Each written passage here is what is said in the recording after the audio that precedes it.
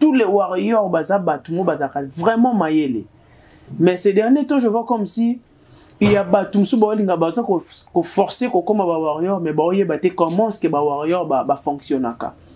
Fonctionnement warrior, c'est mettre son intelligence en place. Quand tu viens pour défendre Fali Ipupa, il faut prouver que tu es intelligent, il faut un argument solide. Makambu ya kofinga ya banini ezaka ya elwana kuna. Fallait à memaki ba kronima finga. Moi ça me dérange. Ça me dérange parce que nous sommes fait à partir na bateau balobela Fali. Bateau ba benga ba kronima finga. Na fonga na parenthèse. Défense wana sko bato mo sala na ndenga mabe. Boko mo sa confusion ya makambu. Na kofinga, na ko défendre artiste, na ko valoriser na to ko sa grandeur et artiste na bino. Maintenant, comment ça la confusion, comment mêler biso ça biso na batu nyonso. Yonde ka te muto warrior. Ba warrior baza tellement ébélé. Et si aujourd'hui, tu as eu la chance ya ko se déplacer pour comment na mboka no comment c'est grâce à Fali pour pas essayer warrior. Mais cela ne signifie pas que tu es spécial. Oh warrior moins spécial. Non. Donc tu as préféré au Kendekuna pour que salir l'image ya Fali. C'est qu'il faut na raison que yoza peut-être mutumo batindi yo pour salir l'image artiste parce que et pas ba warrior makambo et les karanangote. Donc ce moni que zo simbate da pe poto ba memaki yo. Rêve no kokisami tika na yo. Tika, je suis sérieux tika parce qu'on n'a pas besoin lelo ba fingi Fali, le bi ba fingi Fali, ba finga Fali pona mutu moko be individu moko ba finga rabato ale nde ya fingi mutu mutana kanti lokola Fali mutatinde est-ce que Fali atinda rabino Jael pena Fali sa téléphone na bengyo allo Jael so zangi comment défendre Fali Ipupa yaka luka batu ata ba biso ata batu so ba ko expliquer que ba tel so grandeur ya Fali et permettre aux ana idée tant aux a devant smartphone na yo to iPhone na yo to caméra na yo oyeba comment défendre Fali Ipupa ba yeli bino vérité pour comprendre que batu wana Fali te mtatinda rabango entre Jael et les autres. Oba finga wana wokanze wa Fali mtatinda ka lettre ngwana bomona je pense que va ko illustrer sur lettre pour botanga ngo subino mo comprendre et ça que lettre bimaki pour vous dire que bazana engagement moroté.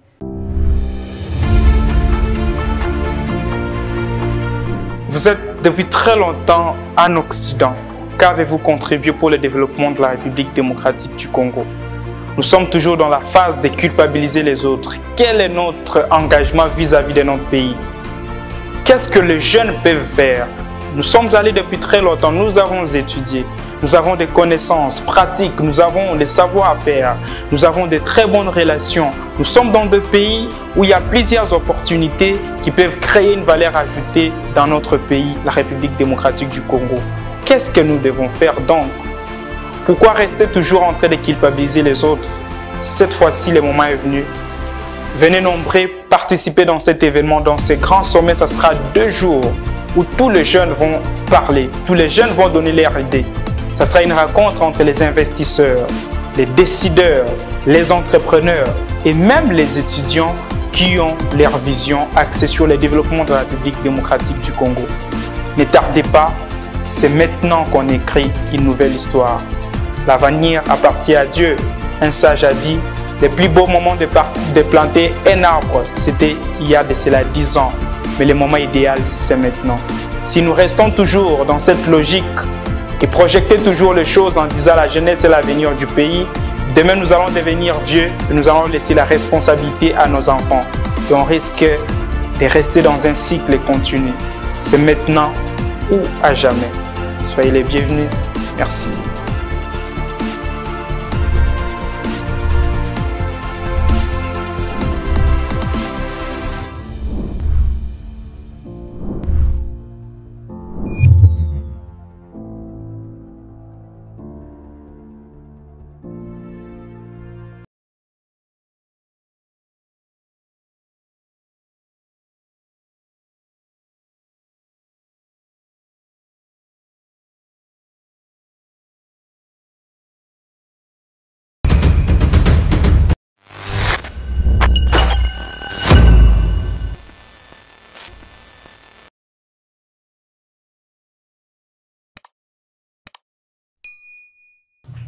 Mbote Bandeko Balandi, j'espère que tout le monde se porte bien. Moi également, je me porte très bien par la grâce de Dieu. Bonne année à toutes et à tous. C'est net moment. J'ai dit un grand merci à Batunio Soba, soutenir de près de loin. Un grand merci à mon frère Bems Badjoko. Il a repéré cette opportunité à cause de la libération de Bino aujourd'hui. Nabi ke soba ba moninga ba vidéo actualité za la ka moko. Mais beaucoup skizenga lelo parce que nous avons moins likolo moins mingi, nous avons moins rigueur trop pour na bat bolinga ba salir image ya Papou National, le meilleur artiste africain du moment, Fally Ipupa. Donc bato bolinga ba beb sa image na lelo penane na eli bango pour na ko recadrer bango. Vous savez, être un warrior is un honneur. Ils ont honneur et pas warrior, ni on se warrior, on fan à Fally Ipupa. Mais moi je me souviens que bah warrior, tous les warriors sont des intellos. Tous les warriors bazaba tout le monde vraiment maïele. Mais ces derniers temps je vois comme si il y a batum sous balinga baza ko forcer ko comme ba warrior mais ba oye baté comment est-ce que ba warrior ba fonctionne ka. Fonctionnement warrior les a mettre son intelligence en place. Quand tu viens pour défendre Fally Ipupa, il faut prouver que tu es intelligente. Il faut un argument solide. Makambu ya ko finga ya banini ezara ya elwana kuna. Vous savez tant oye ko soutenir muto za guide na bino, il faut quand même faire l'effort ya luka ko copier comment ye mu kwa zalaka. Nous tous depuis que Fally Ipupa par exemple tu as respect. Depuis que Fally Ipupa finga raté, Fally n'a jamais passé à la télé pour dire que Babiloko Boyoka kuna c'est moi qui envoie batinda. Non, Fally a stika lo salongote. Tu as vu que ko finga ba comportement na bizarre ezara mingi elwana kuna. Mais on a vite compris qu'il y a des warriors. Oyo, sa image ya warrior. Les warriors ne sont pas des personnes les tétés. Les warriors, ce sont des personnes qui sont très très intelligents. Intelligents soit des salles que batubalandaka ba analyse ya warrior, batubalandaka ba mission ya warrior, c'est par rapport à l'intelligence na bango ba dégagera na télé. Té on a ba réseaux sociaux. Mais ces derniers temps, je vois comme si batu baromo luka ko baby sa image wana même place batu bakolo bate mais batu ba diembeli na mutu moko pour azo salir image ya clan mobimba pardon ya royaume mobimba ya Fally Ipupa. Pourquoi ko luka ko baby sa image? On a vu beaucoup ba marambo belé leki, j'étais un peu silencieux nande ko observer nande ko tala na iba pena souksa likamboza nini. Pourquoi ba makelelo ne se zangatina je dirais. Et ça m'a le mot quoi apporter l'autre côté de la carrière à Fally mais bazo kokoti sa kaka combo ya Fally na ba bêtise. Bandeko warrior mususu, moi j'ai besoin des warriors qui sont conscients. Na liba warrior inconscienté parce que les warriors conscients ba yebi ke biso to landarande Fally Ipupa. Donc un warrior conscient, il peut soutenir son frère warrior ou sœur na warrior. Mais tant on soutenir yé pour na combo ya Fally Ipupa. Mais je vois des warriors aujourd'hui, d'autres warriors aujourd'hui, bolinga bo penché, bo pesa ba image moneti. Je ne sais comment l'expliquer. Le roi ba théâtre. Non.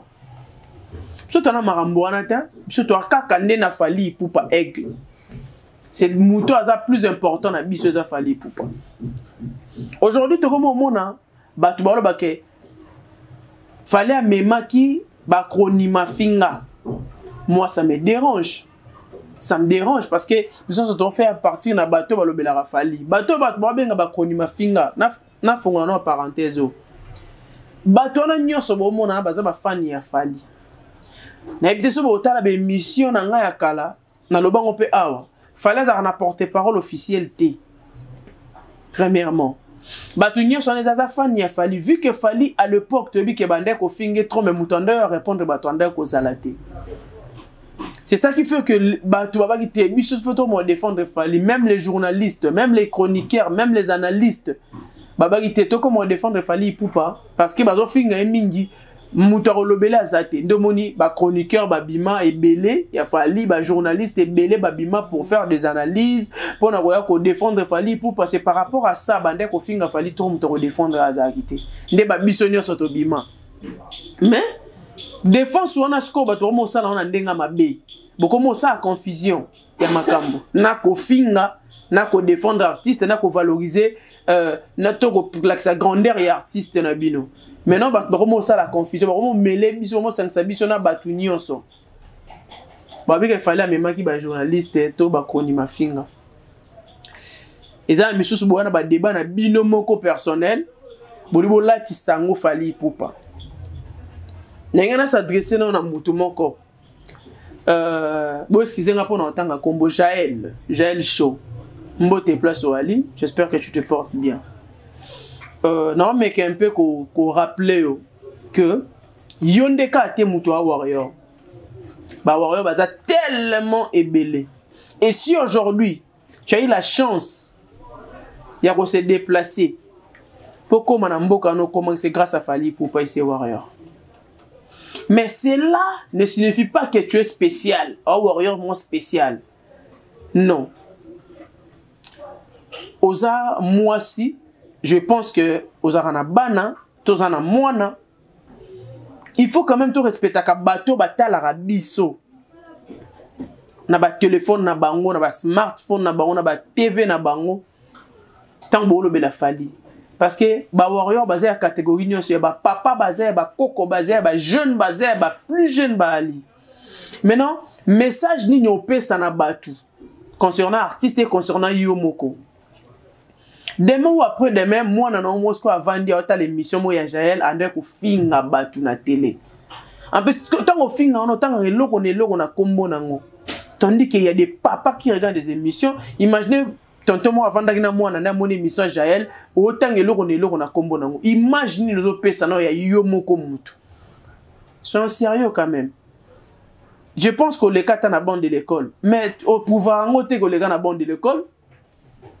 Parce que ta kanda yo aussi les gars les batunyo sotin au l'équipe batunyo son le batin au prouver n'a rien que les kata na bande de l'école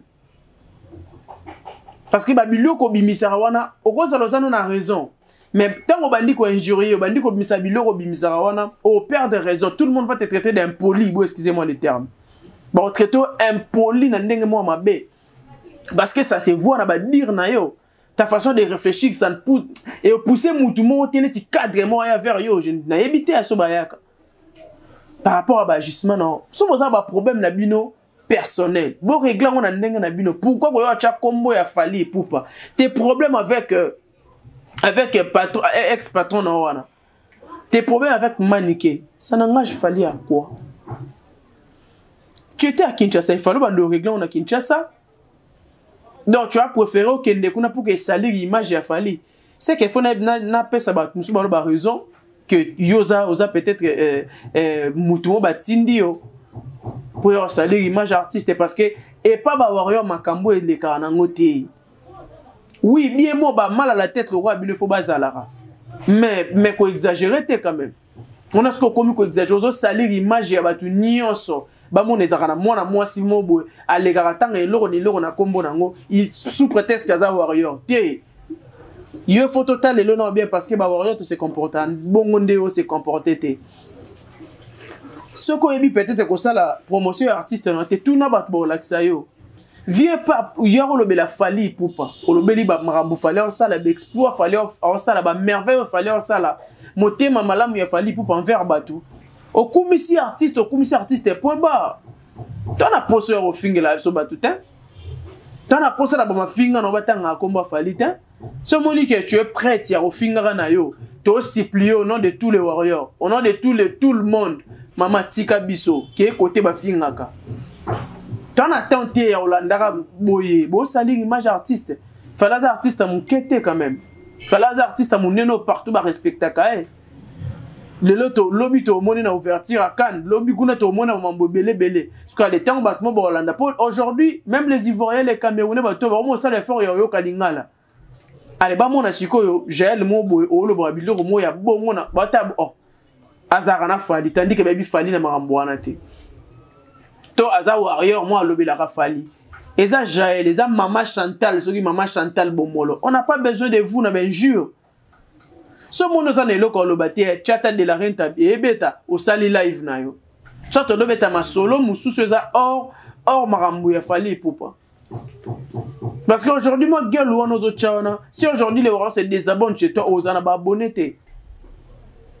Nous on n'a pas besoin de gens comme vous. Donc si tu veux rester warrior, Là, je te dis ouvertement, tu es ma soeur. So, lingo tika la warrior, ma fingon, aigle de ça no doser ma finga. Et quoi porter le par contre, ils ont sali réputation na yo. Osa respecter place mot beke yi wana gutu. Mutumai. Wana gutu, mutumai. Donc, mutu on a confiance dans parce que partout dans le monde on mutumai parce que tu vois, on a un langage moins facile, il y a le bêtise na mi so bateau. On a un langage facile, il y a au finga mutu. C'est pas du tout responsable. Moi, je me pose des questions. Est-ce que mobile, moi, vivre à notre banane, notre bandeko, notre batala, quand tu vas fier na yo. Mais c'est de la honte. Est-ce que tu dis honte là de sa famille na wana, o là de sa qualité. Honte o là de sa banane, notre moine, notre mobile, tu là de sa onde qualité, na famille na biso to lingité. Donc, ce monique est aussi mbaté, d'après poto ba mema kiyo. Rêve no yo kokisami, tika na yo. Tika, je suis sérieux, tika. Parce qu'on n'a pas besoin de l'eau ba fingi fali, le bi ba fingi fali, ba finga fali pona mutu moko be individu moko ba finga rabato ale. Nde ya fingi mutu mutana kanti lokola fali mutatinde. Est-ce que fali atinda rabino? Jaël pena fala zo téléphone na bengyo allo Jaël. Appel pena téléphone fala zo téléphone na benga allo Jaël. Déjà. Tout ça sérieux quoi? Bon, fingi ça fallait pas bateau, finga fallait te makambuya yona batu na yo komi ke vraiment côté ça fallait parce que yo ba okendaki poto et tout baba ga kendaki poto na entourage a fallait tout ça c'est que fallait mtotinda. To lingito potiraso fallait na biso buzoba. To lingite batu mususu ba profiter na sima na bino balo ba ke fallait mtazotinda d'après communiquer bimaki. Ozana mutana rencontrer pas fallait pour pas zate. Il fallait foutre que chaque fin du mois, être victime à thé. Donc tu es libre de faire ton choix. Soit si tu veux rester, on obéit la rafali, on défend la rafali, to stop na ma finga. Ma finga pena ndebi soto boy. J'ai apprécié la manière dont Kissinger avait fait émission Moboy. J'ai apprécié. Au moins maintenant que Mouton ça la marketing. Mouton comme c'est ça il y a une polémique musicale. Kissinger va passer un message très bien. Alors bien que Mouton a Monique a grand artiste. Chadat na arena. Beta album le Formule 7. Beta ça la va tourner. Beta 3 arena en espace sur 2 semaines. Toi t'es un mois. C'est ça. C'est ça que Biotman a besoin. Moutoumou peut-être dans une information, monsieur a fallu. Aux obétés la moutoumou peut-être moutazaki na concert. Aux expliquer comment concert les gars Gitoko, comment Fali est grand. C'est ça que nous voulons. Surtout que na moi comparaison, lui comparaison c'est normal. Toko ça comparaison Fali pour prendre kinga mais sans kofinga. Il y a un argument solide. Comme moi je dis que Fali pour aller comme Mobimba. Nazana ba so muta poser une question à tout na nini na wanda ko expliquer. Fallait pour ça banzemba bien pour les musiciens sur Congo actuellement. Fallait pour ça un succès pour les musiciens sur Congo actuellement. Formis c'était ça meilleur album bande histoire musique à Congo bande cause album le roi Formis c'était ça ba couleur rebelle à bien. Toi na zouk na 4, toi na R&B na 4, toi na nyonso na 4. Tant que le babon ezaki on peut expliquer ba tout comment fallait pour il est grand. Laissez l'artiste au Zanga comme ça la feature ba benga ba Zanga comme ça ba featuring. Laissez l'artiste congolais on livre ba concert ou les artistes nyonso ya Congo. Laissez l'artiste congolais prestant à ouverture à Cannes. Si l'artiste congolais veut défendre le drapeau tricolore partout dans le monde, c'est ça. On a vu ce photo ça de la Rafali, pourquoi? Arobet sous deuxième ouverture à Cannes, c'est ça. La grandeur de l'artiste. Alors là, ça l'équipe, on a ça la rabat tout, on a bête rabat concert, on a ça la mambo, belle. C'est ça que nous voulons. Mais yo koye to ben no finga. Après, so zangi comment défendre Fali Poupa, yaka luka batu, ataba biso, ataba batu, so ba ko expliquer que ba tel so grandeur il a fallu et permettre aux ana idée tant aux a devant smartphone na yo to iPhone na yo to caméra na yo, oyeba comment défendre Fali Poupa. C'est ça. Donc ma finga pena stop. Et puis les warriors bazake ngai nanyo ou rien, je vous dis vous n'êtes pas de vrais warriors.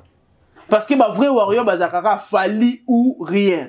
Au gros batik que Fali ou rien, nan op ou rien. Non. Oh non, tu obak sawana ya mutazo finga batuana. Yé, oye bien pour na Fali pour l'an, olozo landa be mission n'est pas le belara Fali, pas défendre Fali. Alors j'ai besoin, comme j'avais dit au début, j'ai besoin de warriors conscients. Warriors aza conscient pour soutenir babiloko bango basala. On est ba anti-valeur. eza ba anti-valeur, eza biloko biso to ko lingate. Na moni récemment manikra le labi na okende wapi. Na okende wapi ngana message na fali na ngai. Mais to défendre ndé fali ngo kande bo défendre ka na ndenga bien. Fala na mambo bela o sala. Ana mambo bela o sala nga chaki na chaba ton défi na bike. To longo la carrière ya fali depuis 2006 ti 2023. To longo la ndé to ko na 2024 to bandaka challenge na batu wana bakopola. Bakopola kaka. Parce que Fally Ipupa dans 2024, oh, a bêta qui a concert en 2024, oh, artiste belé ba bétité, a robeta ouverture ya Cannes, a robeta soirée monsieur en Côte d'Ivoire, a bandi da ko gagner bango. Oh bango ba salate. Si bango ba luka ba date na ba février mars Fally Ipupa ça de maka mususu. Fally Ipupa okede na ba horizon mususu. C'est ça que nous voulons. Toche bango na défi. Bon Luka, bon to bandana no to longoli carrière à Fally, to en 2024, to mona ka ke Fally Ipupa tika bino écart parce que vision à Fally Ipupa, la façon de travailler à Fally Ipupa, c'est pas comme tout le monde.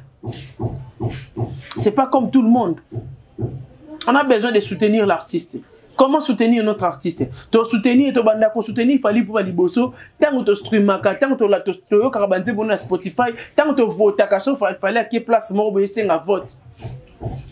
Tant que tu l'as Fally partout dans les réseaux sociaux, sur YouTube, TikTok, partout tu l'as Fally. Première meilleure façon de soutenir Fally pour premièrement il y a Ngoana. Il y a Somba musique il y a Fally, il y a Koyoka musique il y a Fally, il y a grandeur comment Fally pour il est grand. J'ai venu aujourd'hui depuis Nazala Moutou, je n'ai jamais vu un artiste comme Fally Ipupa. J'aimais beaucoup Michael Jackson, malgré que je ne comprenais pas bien l'anglais. À l'époque, j'étais gosse, j'aimais sa musique, tout ça là. Mais j'ai compris la définition de la musique chez Fally Ipupa. La personne a combiné les sons d'une manière agréable à l'oreille, c'est Fally Ipupa. C'est un artiste complet. Récemment, je viens de voir l'image tant de bandes qu'on a enregistré dans Bianca, la brésilienne, mais j'ai vu comment Fally Ipupa yemba avec son cœur. Fally Ipupa dégager l'énergie, sentiment. N'habitez sur votre éternité, hein. N'habitez sur votre sana, votre amour, votre banzembo, jaro fallait yemba. Vous savez, comment fallait dégager l'énergie, mon robot. Comment fallait donner le meilleur de lui. Comment fallait tenter de perfectionner sa musique de jour au jour. Au monde, il fallait ayemba qui beboze la yemba boyer de horizon. C'est ça la grandeur de l'artiste. Bateau ce moment ça la mission et makele bolu kabo s'accrocher na actualité bato mafinga bolu na actualité bato mafinga nde boya na ngwana to ya musicalement. Tu as ça la comparaison musicalement pour que musicalement beaucoup côté beaucoup mi ko s'accrocher na maramu susu. Pour qu'on s'accroche que batouné bazo finga batouné bo ça pas de sens so bino boli beaucoup malwa abiso bo même peine en batouné no poto total so bozong. En fait moi j'ai pas le temps vraiment ya ko calculer ka batoumo. Je ne pense pas que batba monanga de na tanga combo ya 2 ou 3 4 personnes batba lobela ba artiste et msus na yebo na ndo tanga combo na tona banda ko s'attaquer na bango nga s'attaquer na bango te. Ngana betara l'histoire Fally mais so tout moi bordi na yé pour na moi recadrage. Moi peut-être na tanga kombo ya ba leader moi linga gafele Fally non tangé na kombo na pe expliquer.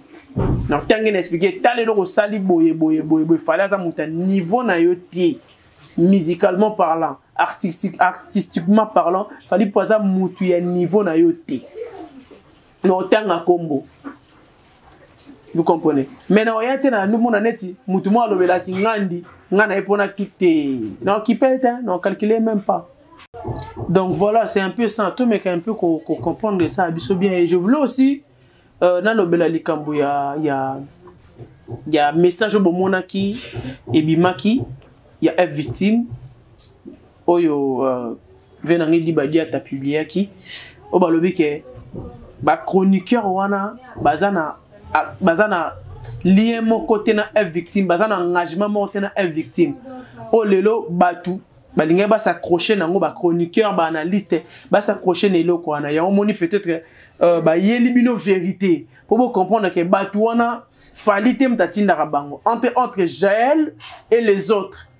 Oh ba finga wana wo kanzelo ka Fally tatinda ka lettre ngwana bomona je pense que va ko illustrer sur lettre pour botanga ngo subino mo comprendre et ça que lettre bimaki pour vous dire que bazana engagement moroté ngada na loba na ngango mais confirmation yake obima pour mona ke bazata na engagement moroté donc so mo ba fingi ba extrapoler nde baza ko extrapoler on a ba exagérer na ndenge mo afo ça n'engage que bango ça n'engage ni une victime ni Fally Ipupa donc la preuve est là na lettre bo moni ke mutu mon côté chronique o afinga wana Jaël soki nani o ba finga bana ba preuve ba ngana na contrat na Fally mutu na contrat na Fally azati donc c'est juste pour vous informer que mutu na ya kolobela Fally wa koleka loba par rapport à bandeko batanga ba kombo bino ke ba finga parce que parmi bango il y a des autres aussi ba finga raté ya ke ba c'est la analyse mo sentir que muto a dégager intelligence mo bozo dégager moi et alors c'est pas que non ngai na nchika tout ça mambobele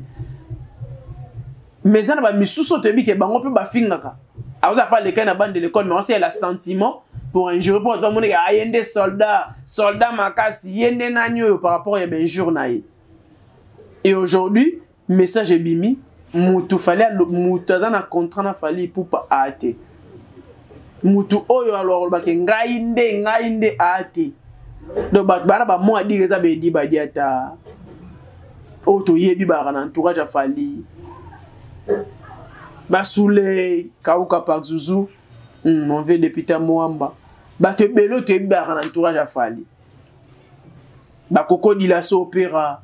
Batuana ndeso moni a lobby ah o sa lobby be seke Fally mais tant que bon na batuana ba olobati tant que bon na batuana bazo baza ko s'exprimer en fait donc cela signifie que Fally Ipupa n'envoie personne là eza une façon ya ko répondre bateau ba kanisa loi Fally atinda bateau bon comprendre en dès aujourd'hui que Fally Ipupa tikala rotinda mutu tie atana ndoto les cas na TV finga muto sala boino ce qui batu bayaka ko sa ba analyse c'est par rapport ya yemoko c'est comme moi aussi en train de parler comme ça muta tindinga te azu caméra na tche na bandi na koloba na ndiko expliquer batu muta tindinga te donc ce pe na zaki na pa impoli le roi bango na ko banana po finga batu muta tindinga te fallait na ni numéro nanga fallait bi ni place nga na vandaka mais tant que fan tant qu'analyste, na yaka pour nous défendre artiste parce que j'aime sa musique, j'aime sa façon d'être. Il y a mon yaka pour défendre Fally Ipupa. Donc Fally atindaka mutute donc bato bakendaka boyena boy. Fally même bango poto bomoni de message. Le bana lien monter na Fally. Voilà, je pense qu'on a commis déjà cochité. Ils en aura première partie. Depuis que deuxième partie il y a avec force. Non, mais un peu pour expliquer bateau. Il y a un peu dans ça, la moi bilan, il y a quelques minutes avant de chuter. Next, c'est le bilan. Bilan, il y a artiste Fally Ipupa pour cette année. Bon, il y a un artiste congolais, mais vraiment montant, on a ça, on a deuxième partie. Mais je voulais informer à tous les warriors que bilan Fally Ipupa, il y a année 2023, il est positif. À Banda qui est né concert, à Silici est né concert. À Bimisi album Formule 7, il en est plein. Succès fou. Succès fou. Le seul artiste congolais a bâti plus de 30 ou 40 concerts en Nemoko. C'est Fally Ipupa. Le seul artiste congolais a produit Libanda Mingi. Fally Ipupa. C'est l'artiste congolais qui a bâti un stade que les artistes, c'est Fally Ipupa. Donc, à tous les warriors, quand on vous posera la question bilan à Fally Ipupa, vous répondre que bilan à Fally Ipupa est positif. Être victime Basali Moussana comme il se doit défendre drapeau ya Congo comme il se doit. Le vrai ambassadeur de la culture congolaise c'est Fally Ipupa. Je l'ai dit à tout moment. Mais c'est toi Arena. Amérique peut baoser là Fally Ipupa que beta na Arena États-Unis basenga yo déjà et nga pe na encourager bango papu ba mona pe côté wana. Ba mona pe côté wana et ça la bango bien. Donc je suis pratiquement à la fin de cet entretien. Je dis un grand merci à Bems Bajoko. Mutunanga maga box ngai mais tous années toujours même moral. Serge Moumbio Kenda wapi bonne année à toi. Bonne année à Beni Wapetch ainsi que sa sœur jumelle Esther Wapetch. Bonne année à Shilon Tsukale Messi. Bonne année à Sissi Congo. Ba fio balinga kolata bien, oza na saka bien, lipapa ya bien, t-shirt ya bien, single ya bien, robe ya bien, talon ya bien, Fallon Mama Gucci azali. Oza na besoin Fallon Mama Gucci contactinga. Na repese ba contact ki la tabilo ka be ko ba arrivage de 3 conteneurs déjà do ba fibozer ko sepela même kabelo même nini Fallon Mama Gucci azali a ko sepeli sayo pourquoi pas Bobette Mayaka, les longues jambes femmes et un mouine de choco. Bobette Mayaka, vrai chéri. Fakika lala, belle monde. Ainsi que Batunyo Sobalinga, nga mingi masana kadi forme. Petit nanga Runa Bushila, petit nanga Mikael Mwamba. Sentia Sisi Congolo ya kadi forme. Donc voilà, tonton Bems. Amoni Ngonge Koki. Quant à moi, je vous dis bye bye et à la prochaine.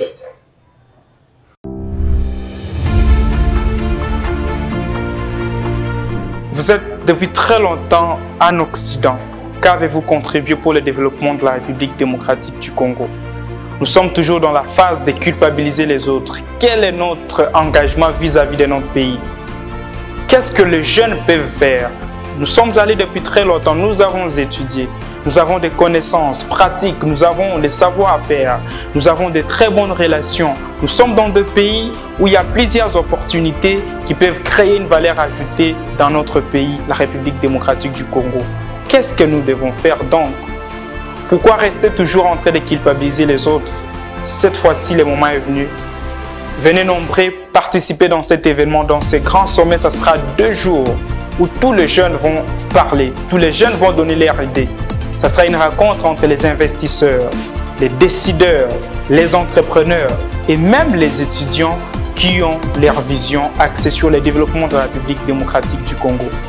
Ne tardez pas, c'est maintenant qu'on écrit une nouvelle histoire. L'avenir appartient à Dieu. Un sage a dit, le plus beau moment de planter un arbre, c'était il y a de cela 10 ans. Mais le moment idéal, c'est maintenant. Si nous restons toujours dans cette logique et projeter toujours les choses en disant la jeunesse et l'avenir du pays, demain nous allons devenir vieux et nous allons laisser la responsabilité à nos enfants. Et on risque de rester dans un cycle continu. C'est maintenant ou à jamais. Soyez les bienvenus. Merci.